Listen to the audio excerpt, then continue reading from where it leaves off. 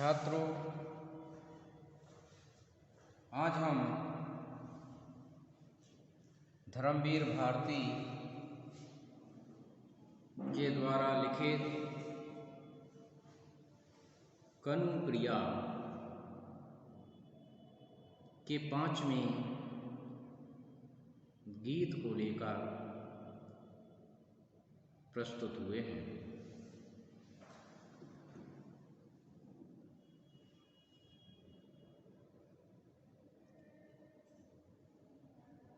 तो पहले इस गीत को पढ़ते हैं और उसके बाद हम इसके अर्थ को जानेंगे कि यह जो मैं गृह कांच से अलसा कर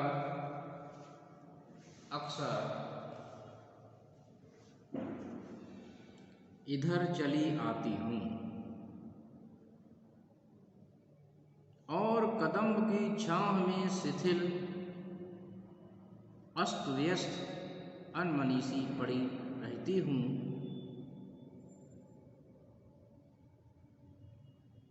यह पछतावा अब मुझे हर क्षण सालता रहता है कि मैं उस रास की रात तुम्हारे पास से लौट क्यों आई,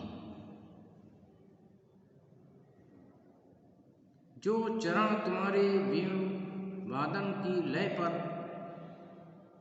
तुम्हारे नील जलज तन की परिक्रमा देकर नाचते रहे, वे फिर घर की ओर उठ कैसे पाए। मैं उस दिन लौटी क्यों, कण कण अपने को तुम्हें देकर रीत क्यों नहीं गई। इसमें कवि ने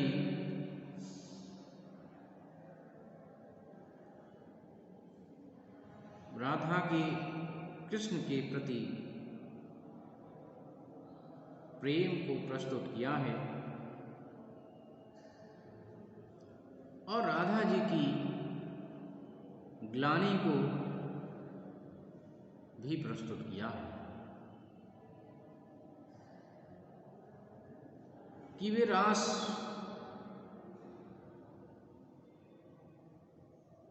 की रात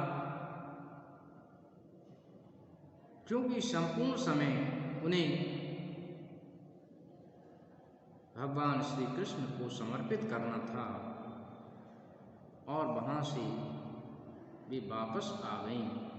ये पश्चाताप की अग्नि में वे जल रही हैं कि यह जो मैं गृह काज से अलसा कर अक्सर इधर चली आती हूँ। गृह काज घर के कार्यों से अलसा कर वे अक्सर कदम की छांव में बैठ जाती हैं, शिथिल अस्त व्यस्त अनमनी सी बैठी रहती हैं। और इस बात का उन्हें आज पछतावा होता है, पश्चाताप होता है हर क्षण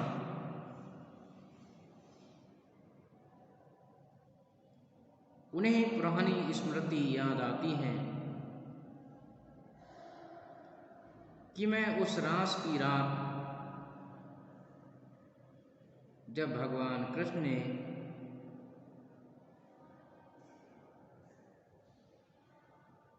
रास लीला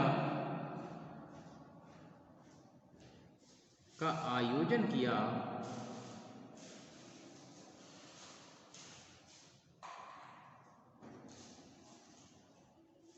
उस रास की पावन बेला से राधा जी लौट आती हैं और यह ग्लानि उन्हें पश्चाताप की अग्नि में झोंक कि जो चरण तुम्हारे वेणु वादन की लय पर तुम्हारे नील जलज तन की परिक्रमा देकर नाचते रहे, वे फिर घर की ओर उठ कैसे पाए।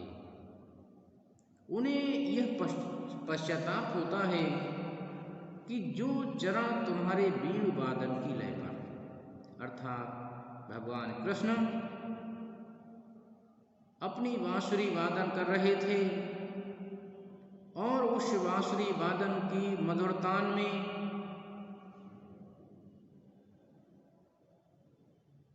राधा जी नीले कमल रूपी शरीर की परिक्रमा दे रही थीं और भगवान कृष्ण के चारों ओर नृत्य कर रही थीं, थिरक रही थीं। और भी अफसोस करती हैं कि उनके कदम घर की ओर क्यों लौट पड़े। उन्हें शायद वापस नहीं लौटना था, अर्थात उनमें लय हो जाना था। अपने प्रभु की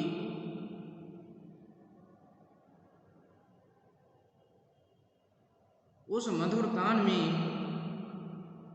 स्वयं को लय हो जाना था, न कि वहां से वापस लौटना था। ये पश्चाताप उन्हें बार बार जला रहा कि कण कण अपने को तुम्हें देकर रीत क्यों नहीं गई, अर्थात सब कुछ उन्होंने अपने प्रभु को समर्पित क्यों नहीं कर दिया। यह प्रश्न उन्हें सालता रहता है, परेशान करता है।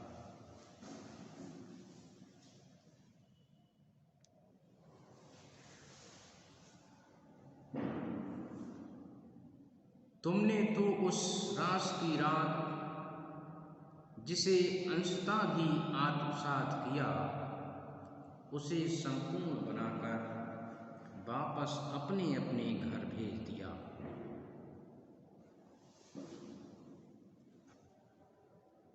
कि तुमने तो उस रास की रात जिसे अंशतः भी आत्मसात किया, अर्थात जिस गोपिका पर भी अपनी कृपा दृष्टि बरसाई, उसको संपूर्ण बना दिया, अर्थात अपने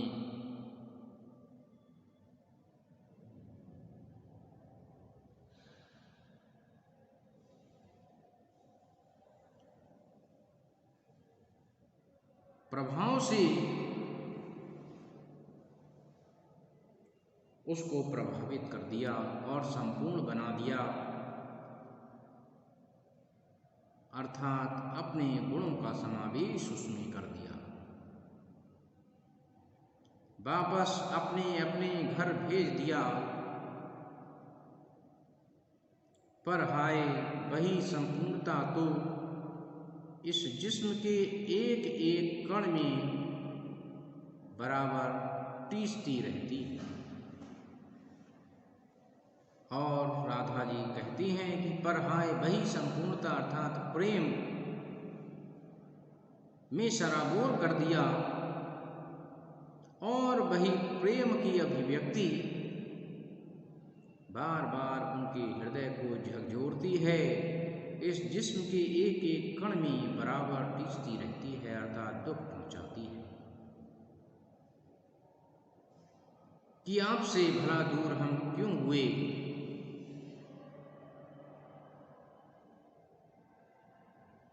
कैसे हो जो तुम, जब मैं जाना ही नहीं चाहती तो बांसुरी के एक एक गहरे आलाप से मदोन्मत्त मुझे खींच बुलाते हो, और जब वापस नहीं आना चाहती तब मुझे अंशतः ग्रहण कर संपूर्ण बनाकर लौटा देते हो। कि प्रभु की लीला को स्वयं राधा जी नहीं समझ पा रही हैं कि जब मैं जाना ही नहीं चाहती, तब बांसुरी की मधुर तान की आवाज से वह सम्मोहित करते हुए राधा जी को आने को विवश कर देते हैं। और जब वापस नहीं जाना चाहती,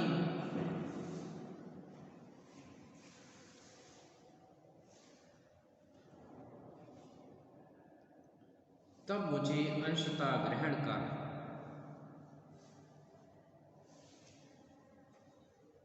अर्थात मेरे प्रेम के कुछ भाव को ग्रहण कर और मुझे संपूर्ण बनाकर लौटा देते हो, अर्थात मेरे हृदय में पूर्ण रूप से आप प्रतिष्ठित हो जाते हो।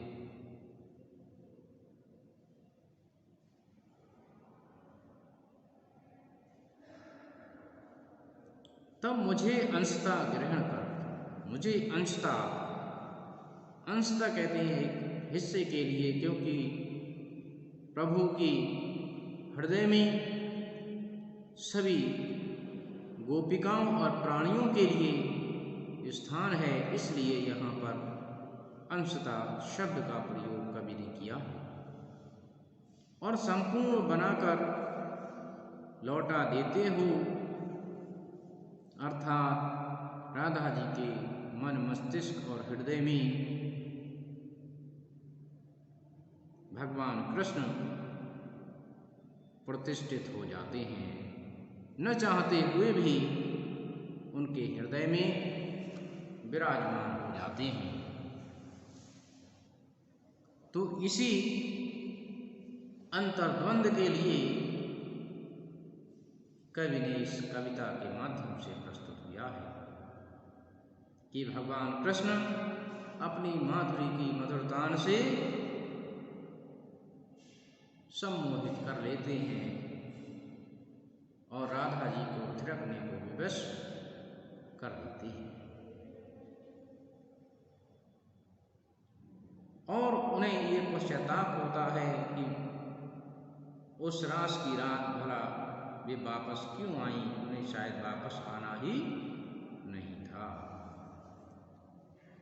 उस परम ब्रह्म शक्ति में स्वयं को विलय कर देना था और वे नहीं कर पाए। ये पश्चाताप उनको सालता रहता है, परेशान करता रहता है।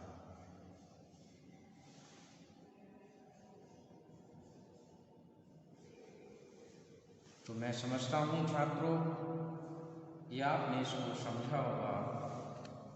धन्यवाद।